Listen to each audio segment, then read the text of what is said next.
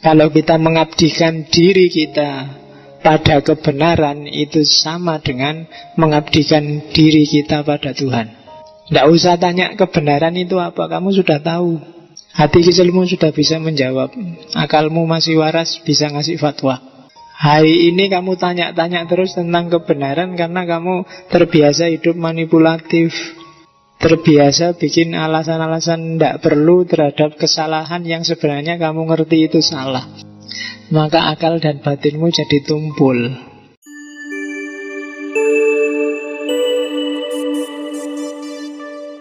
Alhamdulillah, nahmaduhu wa nasta'inuhu wa nastaghfiruh wa na'udzu bihi min syururi anfusina wa min sayyiati a'malina. Allahumma sholli wa sallim wa barik ala habibina wa syafi'ina sayyidina wa maulana Muhammadin wa ala alihi wa ashabihi wa man tabi'a huda, amma ba'du.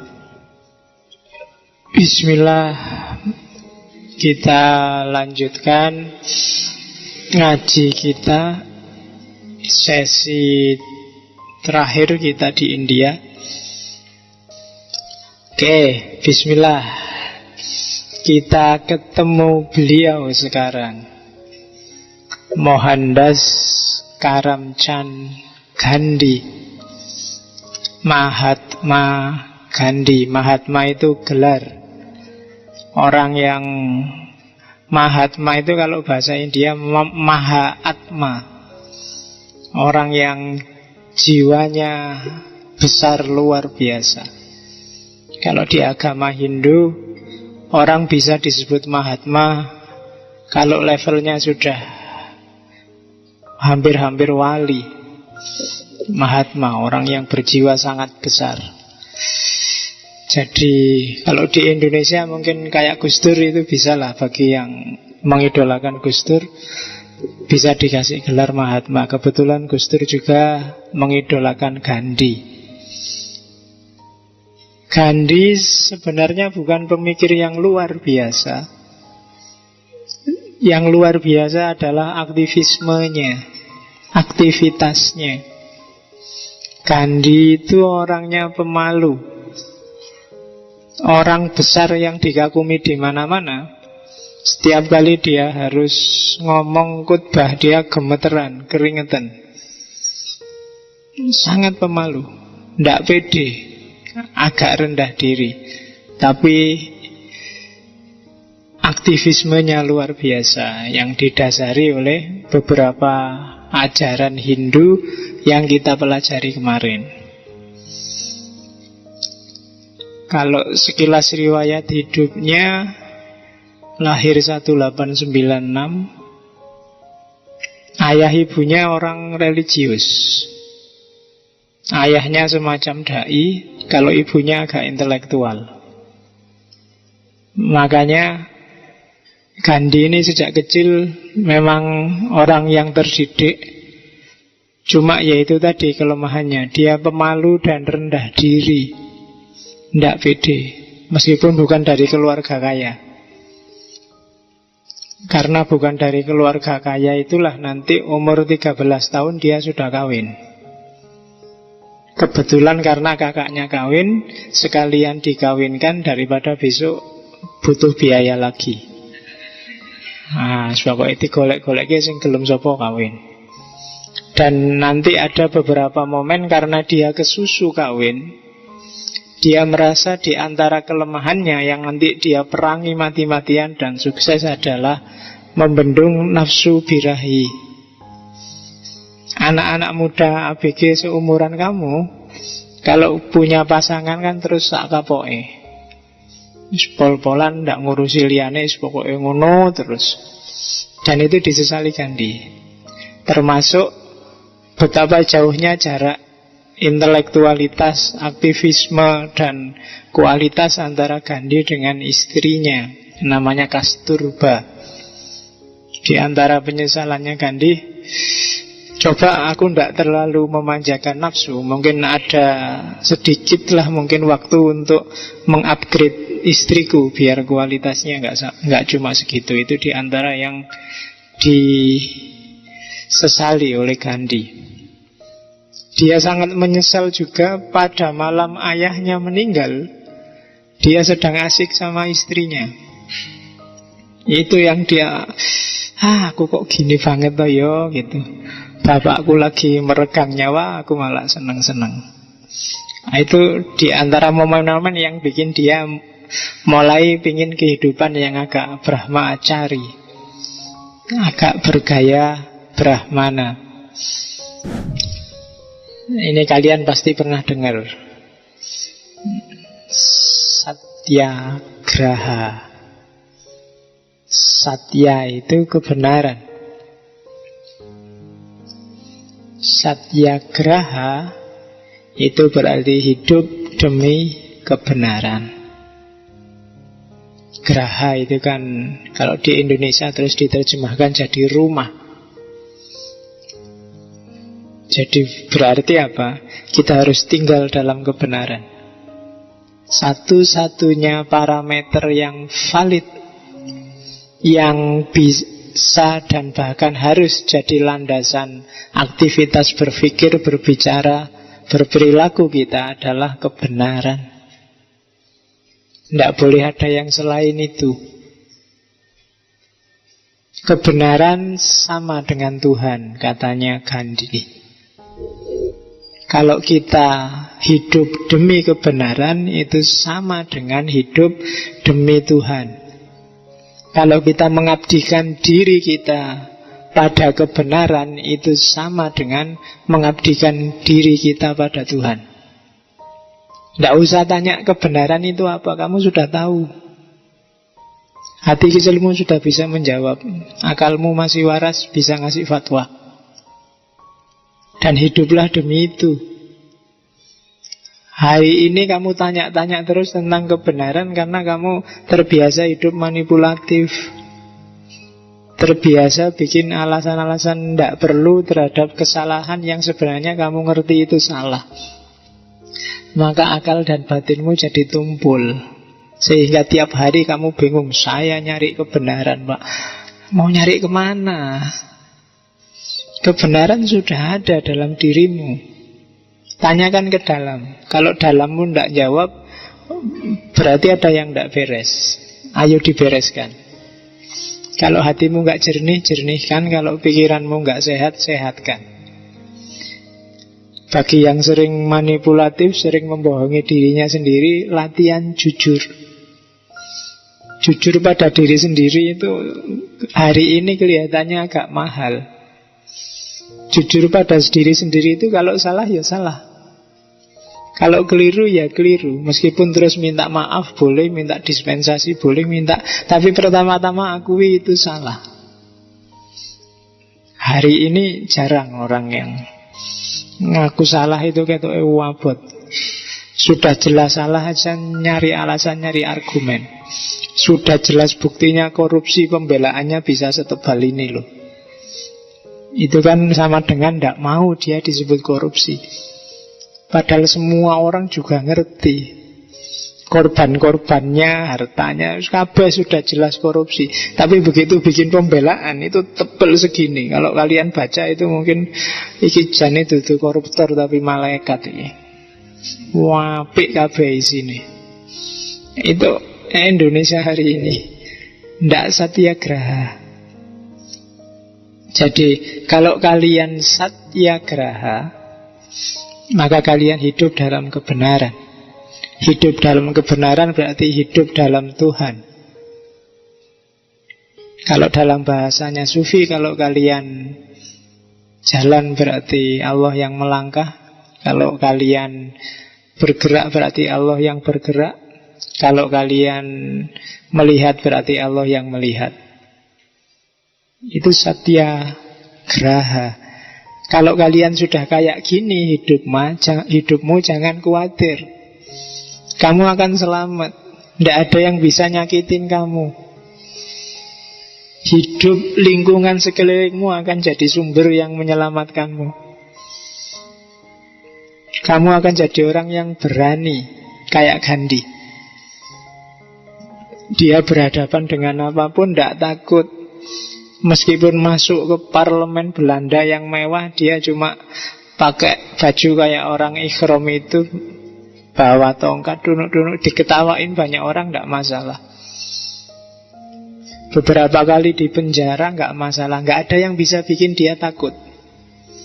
Tuhan sendiri yang nolong dia, dan dia sangat yakin itu. Jadi kuat. Satyagraha. Jangan khawatir, jangan nunggu ditolong orang, gak usah capek-capek cari relasi. Kalau kita benar, yang lain akan mendukung kita semuanya. Satyagraha.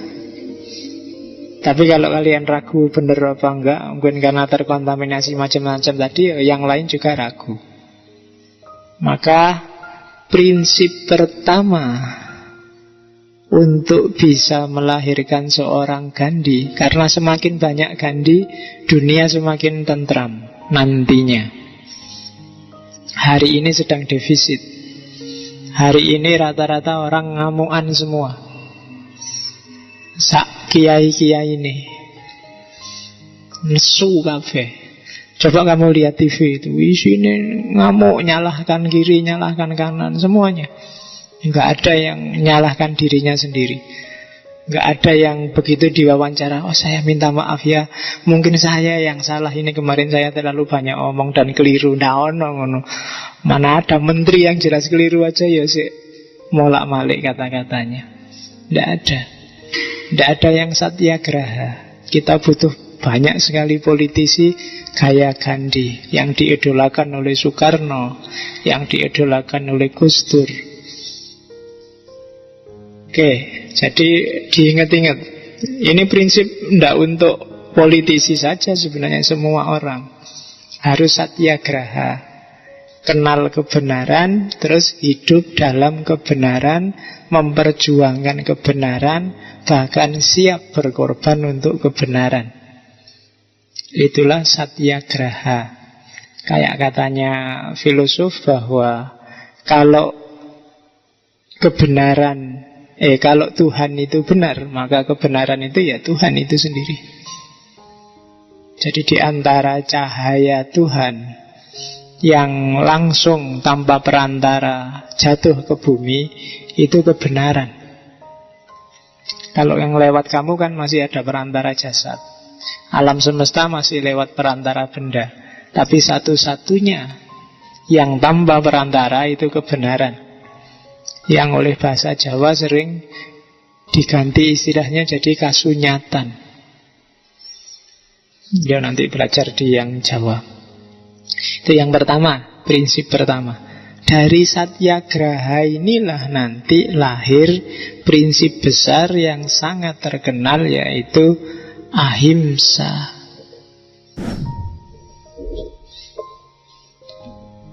Secara harfiah, ahimsa itu lawannya himsa. Kalau himsa itu keras, agresif, menyerang, suka menyakiti. Kalau ahimsa kebalikannya, bahasa Sangsekerta kan begitu ada A berarti tidak. Agama kan gitu, gama itu kacau, rusak, awut-awutan. Tapi begitu dikasih A jadi agama. Berarti orang yang beragama harusnya hidupnya harmonis, ndak rusak, ndak kacau. Kok beragama malah kacau, itu jangan pakai istilah agama. Kalau di Singapura istilahnya bukan agama tapi ugama.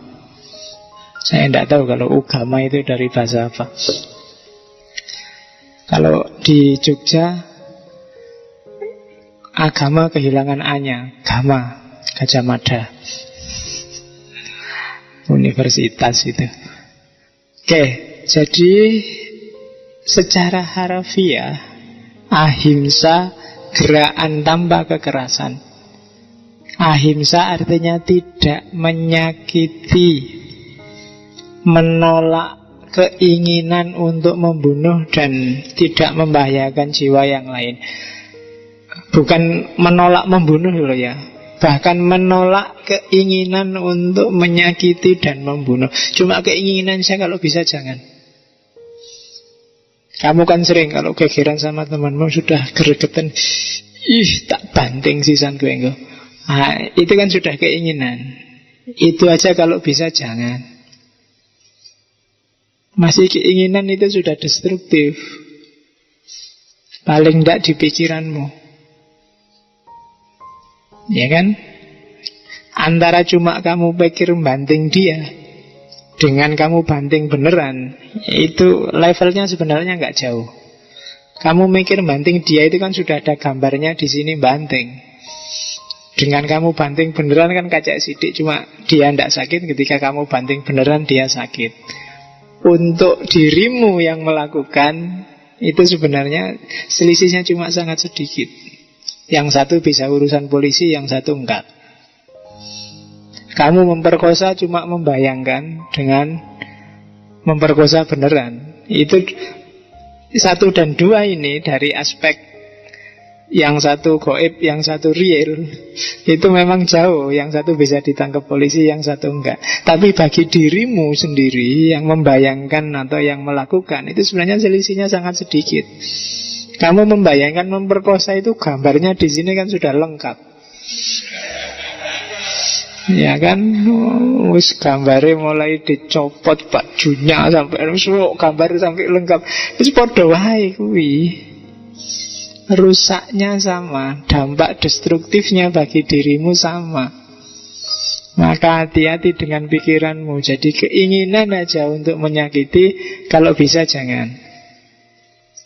Tidak menyakiti hati, berarti harus menenggang yang lain, harus sensitif.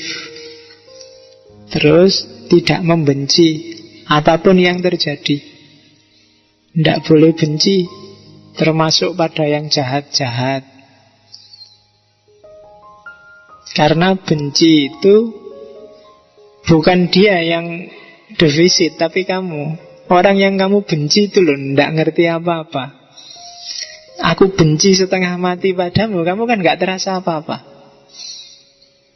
Jadi yang sakit di sininya, yang sumpek gak bisa tidur, itu kan kamu yang benci. Yang dibenci gak ngerti, kecuali kamu terus ngirim SMS ancaman apa mau cegat di tengah jalan, itu urusan lain. Tapi kebencian itu sendiri sudah merusak kamu yang punya rasa benci. Ngapain kamu habiskan energimu untuk dia yang ketawa-ketawa dan kamu sendirian sumpek? Kebencian. Terus tidak membuat marah, tidak nyari keuntungan sendiri dalam hubungan apapun dengan orang lain.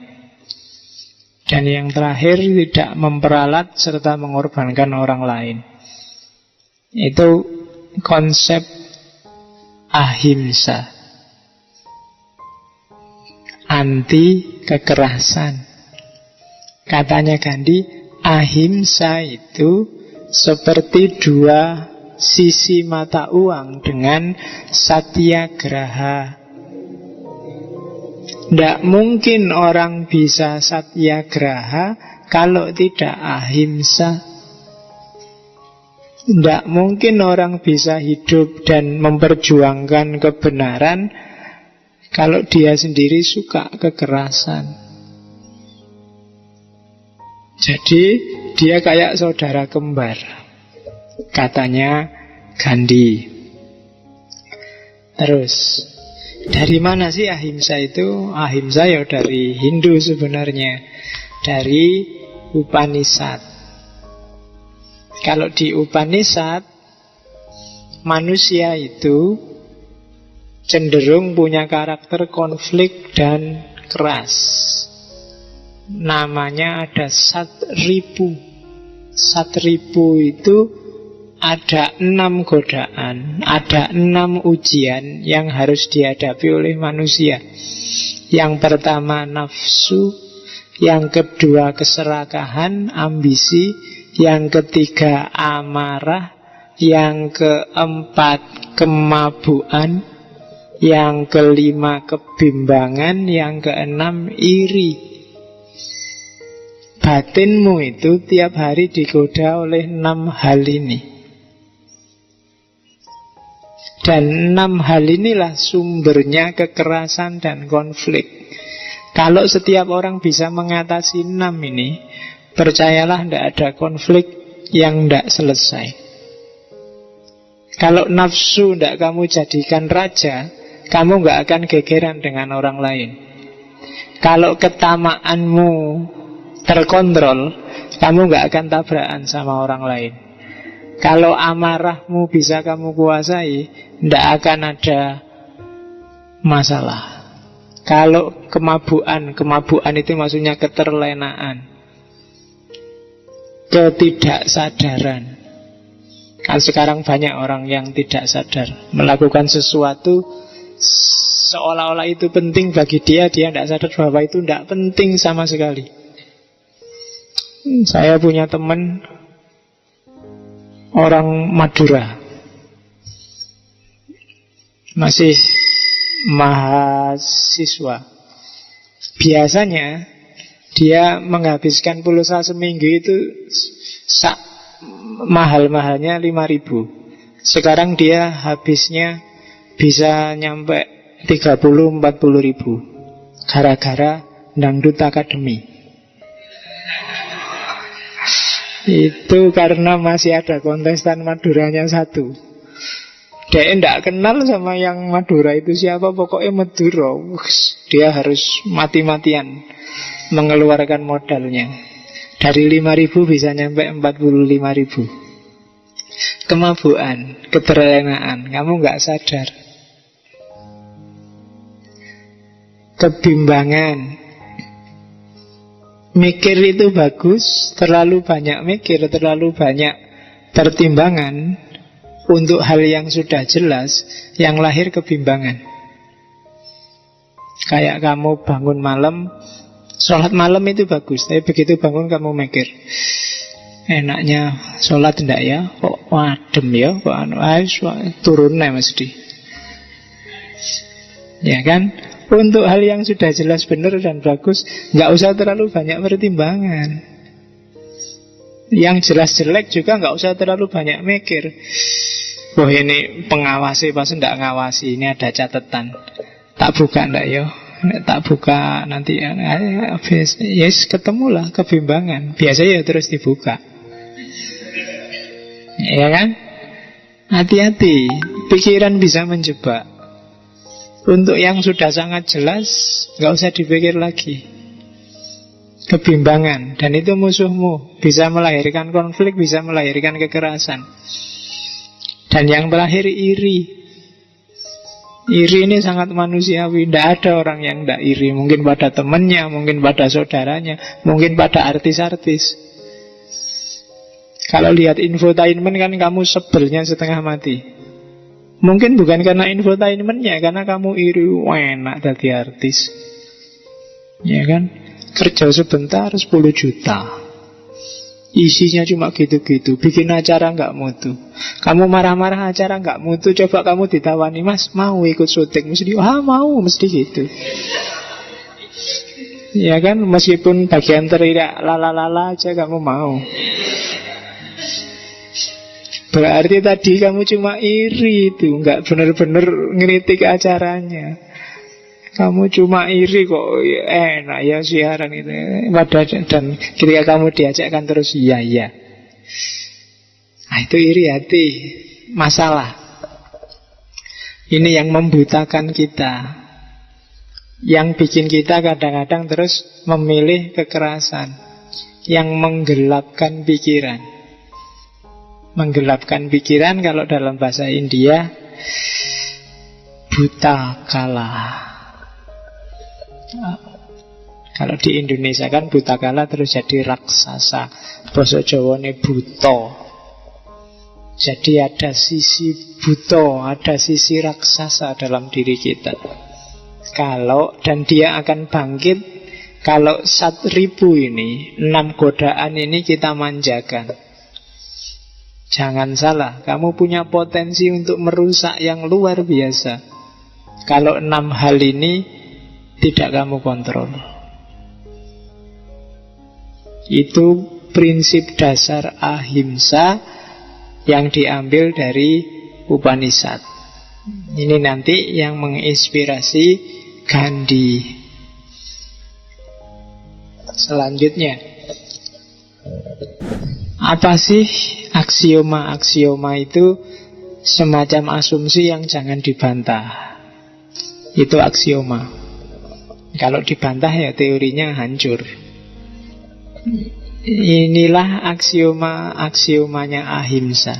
Kenapa orang harus ahimsa dan apa yang menyebabkan orang harus ahimsa? Yang pertama, ahimsa itu mensyaratkan pemurnian dan penyucian diri.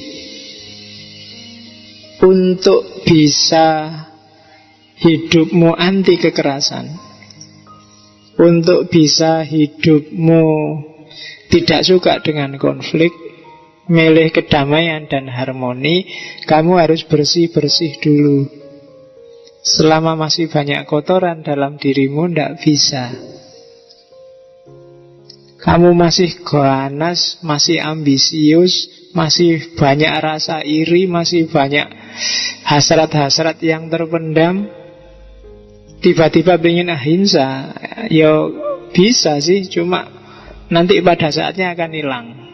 Kayak buih, waktu semangat meletup, ahimsa pak saya, damai, saya tidak suka kekerasan saya. Mesti tidak suwe kalau tidak didahului dengan pembersihan diri. Pulang dari ngaji, wis pokoknya aku ahimsa, anti kekerasan. Disalib, dibel motor, wis peduli amat, pokoknya damai. Tidak bisa. Besok pagi mesti keluar lagi watak aslinya. Kenapa? Prosesnya nggak secepat itu. Diawali dari murnikan dulu diri kita, identifikasi hasrat-hasrat. Jangan-jangan masih ada rasa iri dalam diri kita, dibereskan dulu. Ambisi-ambisi yang tidak penting, nafsu-nafsu yang terpendam, yang ngotori HP dan ngotori pikiran, dibereskan dulu. Kayak di Kama Sutra kemarin loh. Kalau sudah nggak kuat, ya kawin no. Jangan cuma membayangkan. Karena bedanya 180 derajat. Ya kan? Kalau belum nikah, nyenggol 1 dosanya 1000. Kalau sudah nikah, nyenggol 1 pahalanya 1000. Loh, 180 derajat. Makanya kalau sudah ada calonnya, sudah siap semuanya, ngapain cuma dibayangkan. Ya wis, sikat wae. Oke. Biar nggak jadi ganjelan di pikiranmu, malah ngerusak-ngerusak pikiran. Kalau sudah beres kan bersih pikiranmu. Oke, asal nggak punya hasrat lagi, nyari lagi yang lain ini. Ya itu ya rusak, nggak situ ahimsa itu. Kamu bisa ada piring terbang. Oke, yang kedua, ahimsa itu tidak sekedar kemauanmu, tapi juga kemampuanmu dan kerelaanmu. Jadi nggak sekedar, Pak, saya mau anti kekerasan. Mampu ndak kamu dan rela nggak kamu? Anti kekerasan itu ndak gampang loh. Kalau kamu ditabrak orang, kamu dulu yang bilang, oh ya saya maafkan, ndak apa-apa, sampean mesti nggak sengaja. Itu anti kekerasan. Kalau kamu dimaki-maki orang, oh ya saya minta maaf, mungkin saya yang salah. Paling tidak kan saya bikin kamu marah-marah, itu ahimsa. Jadi nggak lihat konflik, nggak lihat kekerasan. Yang ada di kepalanya adalah harmoni dan kedamaian. Kalau ada yang nyuri barangmu, terus lu sampean kok nyuri, memang butuh beneran. Kalau butuh ya dibawa aja, monggo, ndak apa-apa. Jadi nggak jadi begal mungkin orangnya. Mas, motornya mana? Oh, butuh tuh sampean. Wah, bawa silahkan motornya. Ini STNK-nya. Nah ya kan gitu. Besok datang ke rumah, ini alamat saya, tak kasih sekalian sak BPKB-nya kalau mau. Nah besok kalau datang ke rumah, kamu kan tinggal manggil polisi. Ya kan gak jadi gegeran. Daripada kamu bertahan, wassalam kelangan nyawa. Memangnya orang begal bisa dilawan. Ahimsa, anti kekerasan ben selamat. Ada kerelaan, ada kemampuan. Keras lawan keras, maka siapa yang lebih keras dia yang menang. Mungkin begalnya kalah, mungkin kamu yang kalah, tergantung siapa yang lebih keras. Tapi kalau ahimsa, tidak ada yang kalah. Dan tidak ada yang jatuh. Jatuh dalam arti, ya kayak begal tadi loh. Kalau dia mau begal, terus mbok kasih aja kan dia nggak jadi berdosa. Kekerasan juga nggak terjadi. Semuanya safe, aman. Nggak jadi urusan polisi. Kamu nggak perlu nyangoni polisi, nyangoni jaksa, nyangoni pengacara. Urusan beres. Tapi kalau kekerasan, salah satu jatuh. Mungkin kamu, mungkin begalnya. Kalau begalnya jatuh, alamat ada nyawa hilang. Karena habis itu dikeroyok wong akeh mesti. Atau kalau yang jatuh kamu, ya podo, motormu hilang, kamu bonyok. Sama, 50-50. Maka ada kemampuan, ada kerelaan. Cuma ini bukan sesuatu yang kayak tadi sekedar dimaui, sekedar kamu nanti pulang ono begal tenan mbok praktekin. Ndak. Ada kemampuan, kerelaan, jiwa yang nek basa Jawane sudah semeleh. Ndak ada ambisi lagi di sana. Dunia sudah nggak menarik, nggak ada satupun yang bikin terikat. Baru orang bisa ahimsa. Tapi kalau kamu masih banyak jatuh cinta dengan dunia, dalam hal apapun, susah untuk ahimsa. Karena kalau kecintaanmu diambil orang, mesti rame, nggak bisa damai. Disebut di prinsip aksioma yang ketiga, ahimsa pasti menang menghadapi kekerasan. Karena kekuatan ahimsa itu lebih besar daripada kekuatan kekerasan. Ini filsafat timur yang bisa ngomong. Kelembutan itu lebih unggul daripada kekerasan. Keras itu gampang patah, gampang pecah. Tapi kalau lembut enggak. Kalau lembut, lentur, tahan lama. Sabuk itu lentur, maka enggak gampang putus. Tapi gelas ini keras, maka dia kalau jatuh pecah. Orang yang keras pun hidupnya jauh lebih berat, lebih susah. Susah adaptasi. Tapi orang yang lentur, gampang adaptasi, hidupnya mungkin lebih panjang bahagianya, umurnya lebih dawa. Kelembutan mengalahkan kekerasan. Makanya Al-Quran sering saya bilang, di pesan intinya kan, mungkin kamu malas memahami Quran, baca aja kata-kata paling tengah dari Al-Quran. Falyatalattaf, lembutlah, lenturlah, jangan keras. Kalau keras kalahmu cepet. Terus yang keempat, bahkan ini sebenarnya nggak urusan kalah mengalahkan. Kalau kamu ahimsa, kamu tidak akan ketemu kalah. Kenapa? Karena kamu tidak butuh menang-menangan. Orang yang tidak pingin kalah kan tidak bisa menang. Orang yang tidak pingin menang kan tidak bisa kalah. Kalah menang itu kan dalam perlombaan, kompetisi. Dan kompetisi itu kekerasan. Kalau orang yang tidak ikut kompetisi kan tidak ada kalah menang. Meskipun misalnya di kampus kompetisi sama temanmu, yang satu IP-nya 4, yang satu IP-nya 2. Terus yang IP-nya 4 ngetawain, apa IP cuma 2. Tapi kalau kamu ahimsa kan kamu gak merasa kalah. Ya tidak apa-apa, ya kemampuanku memang cuma sampai 2. Ya selamatlah kamu bisa nyampe 4. Ini kan tidak ada urusan sama menang kalah. Oke, itu ahimsa. Jadi jangan khawatir, kamu tidak bisa kalah kalau ahimsa. Kenapa? Ya karena kamu tidak akan ketemu kompetisi. Kemampuan paling dahsyat dari ahimsa adalah kamu tidak bisa ketemu musuh. Karena tidak bisa ketemu musuh, maka kamu tidak pernah kalah. Dan pendekar paling dahsyat itu kan pendekar yang bisa bikin dirinya tidak punya musuh. Bukan pendekar yang menang terus kalau perang. Tidak.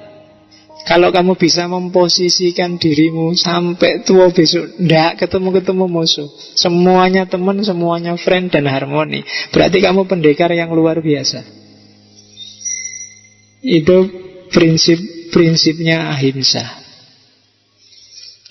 Oke, jadi ada 5 aksiomanya ahimsa. Yang pertama, bersihkan dirimu, asah kemampuan dan rasa rela semelehmu.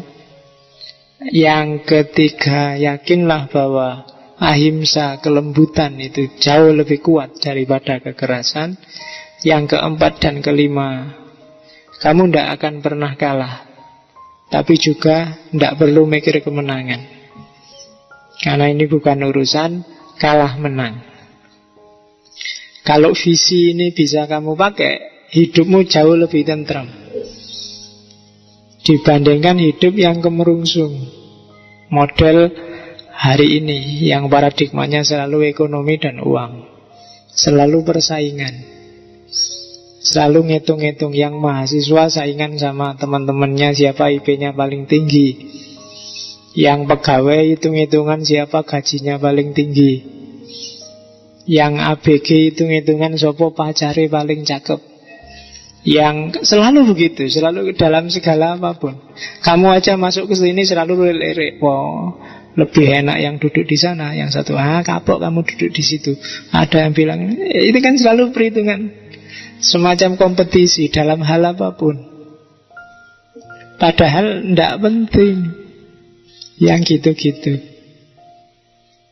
Nah, itu aksiomanya ahimsa. Ada 3 modelnya ahimsa. Ada non-violence of the strong, ada non-violence of the weak, dan ada non-violence of the coward.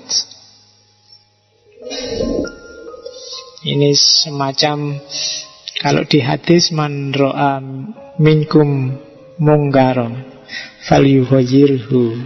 Kalau of the strong, biadihi. Cuma biadihinya bukan kekerasan. Kalau of the weak, itu mungkin yang tengah-tengah, dan yang coward itu untuk orang-orang yang lemah. Meskipun weak artinya lemah, tapi coward kan lebih rendah posisinya dari orang lemah. Kalau orang-orang kuat, karena dia posisinya kuat, bargainingnya kuat, cara anti kekerasannya mungkin dengan berdiam diri, demonstrasi, atau melakukan lobby, dialog, biar nggak terjadi konflik. Ini orang-orang kuat. Kalau kamu kenal sama bupati, sama gubernur, nggak usah capek-capek demo, ditemui aja, diajak dialog, diajak diplomasi. Atau kalau kamu nggak kenal, ya lawan dia, cuma jangan pakai kekerasan. Aksi diam. Jarang sekarang ya demo dengan aksi diam. Nggak lego mungkin kalian. Sing enak itu kan demo teriak-teriak sampai suara muntah. Tapi aksi diam, saya bilang tadi, diam itu jauh lebih dahsyat loh daripada rame. Kamu berhadapan dengan temanmu yang pendiam, itu kan agak harus mikir daripada dengan temanmu yang cerewet. Coba aja rasakan, agak ada segannya, agak konco iki kok meneng wae ya, janjane karepe apa ya. Kadang-kadang kamu salah tingkah sendiri padahal dia juga tidak ngapa-ngapain. Ya kan? Diam itu jauh lebih dahsyat daripada kakean tingkah. Yang kedua, kalau kamu lemah, berarti nggak punya kuasa, Ya boleh melakukan demo selain aksi dia, mungkin dengan puasa, mungkin dengan mogok makan, antara lain loh ya, yang pernah dilakukan di era Gandhi. Cuma dasarnya bukan karena takut pada musuh, tapi karena sayang pada musuhmu. Kalau kamu misalnya demo Jokowi, demo gubernur, demo siapa aja, itu dasarnya bukan karena marah atau takut, tapi karena kamu sayang pada dia. Ini orang harus keliru, harus diselamatkan. Kasihan kalau dia tidak selamat. Kasihan kalau dia salah, korbannya nanti banyak. Itu kan sayang namanya. Bukan karena benci. Wah, ini mumpung salah, dulu kan musuhku ini, ndak tak pilih kok ternyata jadi. Wah, itu habis disikat. Ndak, itu berarti dasarnya masih kebencian. Ndak setuju demo, itu dasarnya harus tetap sayang. Kenapa kok kamu protes, kamu komplain padaku? Karena aku sayang padamu. Bukan karena, kalau aku ndak sayang padamu, kamu salah, kamu keliru, aku diem aja, cuek aja dong. Tapi karena aku sayang, kamu tak ingetin. Kalau enggak, dah deh, kita enggak usah ngomong aja kan. Itu demo dengan cara diem. Ndak enak loh. Coba kamu sak kos-kosan, temenmu kan kamu milih, mana dia komplain dengan cara marah-marah, apa tiba-tiba diem, ndak ngomong 2 hari. Kamu kan lebih gelisah kalau dia ndak ngomong 2 hari. Kamu mesti mikir, iki cah iki kenapa yo, kelebonan ning ndi kok ora ngomong-ngomong. Tapi begitu dia marah, kan gampang selesai urusannya. Oh itu toh, kalau itu sih beres. Tapi kalau diem, itu kamu lebih susah. Itu power diam itu luar biasa, jangan salah. Terus ada lagi orang yang di bawahnya lemah. Memang dasarnya dia penakut. Ada level orang tertentu, ya mungkin rakyat yang sangat kecil. Kalau kita kan rakyat kecil, nah mungkin ada rakyat yang sangat kecil, lebih kecil dari kita. Kan ada kan, mungkin petani-petani di pelosok itu lihat kalian kan, wah ini mahasiswa orang besar, tapi kita merasa kecil. Mungkin ada yang di bawah kita yang sangat kecil, yang tidak bisa mikir, tidak bisa apa-apa. Nah itu mungkin perlu sedikit pelatihan, perlu sedikit masukan-masukan.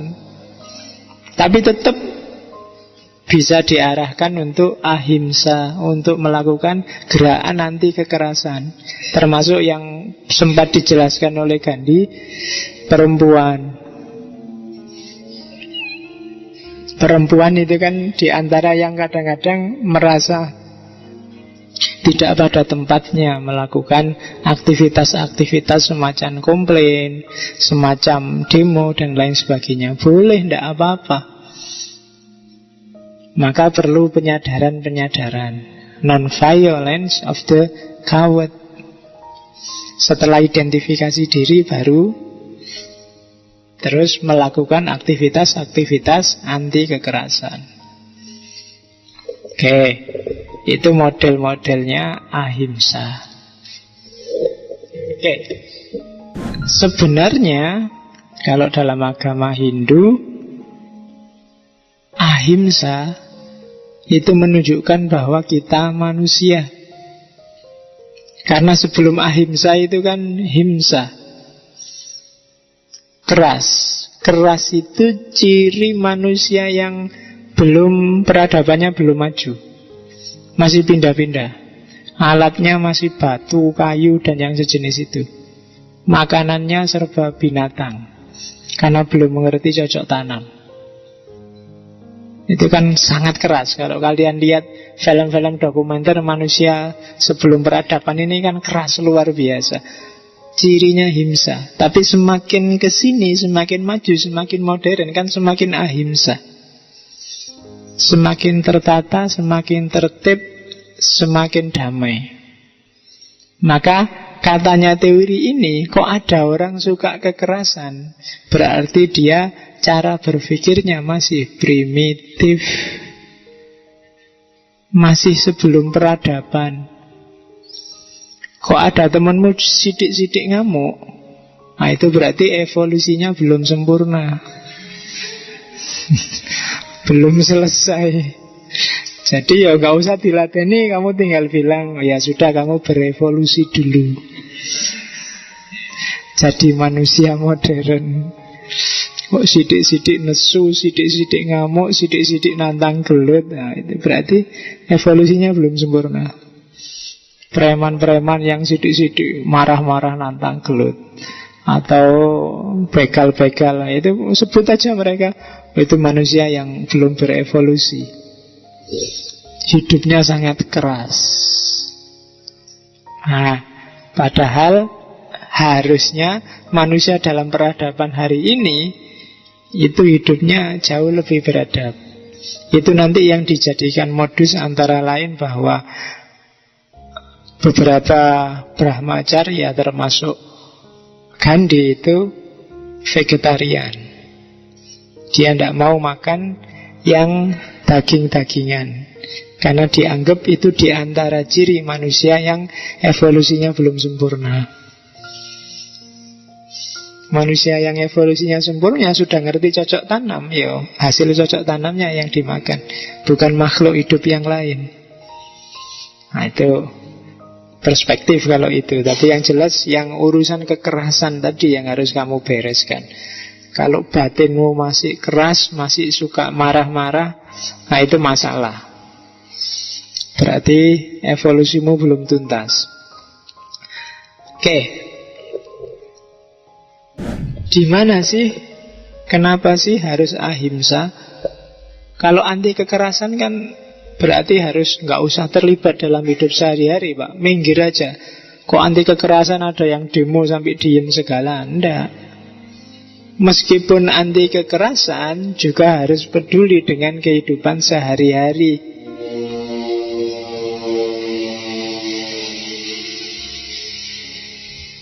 Enggak boleh orang pasrah, tidak peduli lagi pada kehidupannya, cueklah semuanya. Tapi juga nggak boleh agresif, menang-menangan, semua dikalahkan. Jadi ahimsa itu titik tengah antara hidup yang agresif dan hidup yang menyerah. Dua-duanya tidak manusiawi. Hidup yang manusiawi itu yang gitu, tidak menyerah. Apalagi berhadapan dengan kekuasaan yang membelenggu, yang tiran, yang tidak nyerah. Kalau nyerah berarti nggak manusiawi. Nggak ada orang yang secara sadar mau ditindas. Kebalikannya, melawan tiran, melawan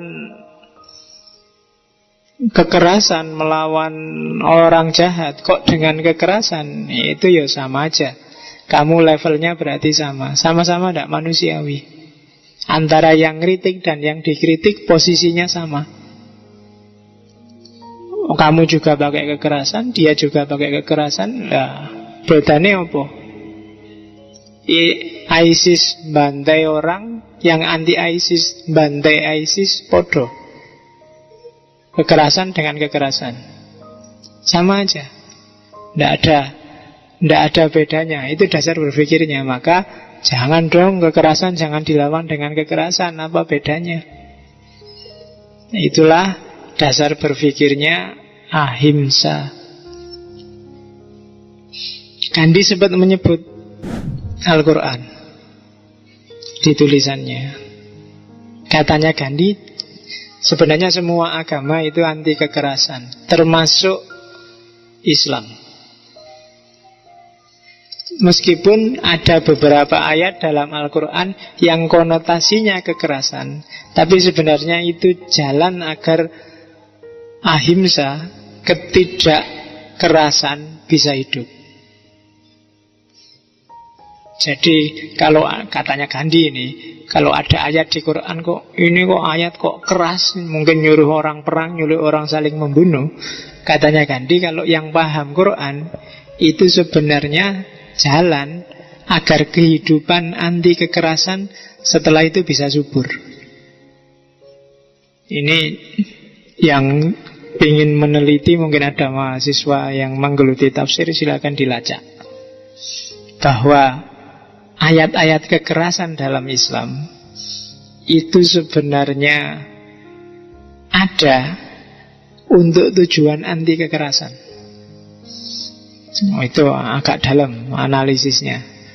Yang ahli tafsir yang bisa silakan dikumpulkan secara tematik ayat-ayat kekerasan, terus dicek konteksnya. Apa iya ayat-ayat kekerasan itu sebenarnya ujungnya adalah untuk menghidupkan hidup yang anti kekerasan. Itu katanya Gandhi.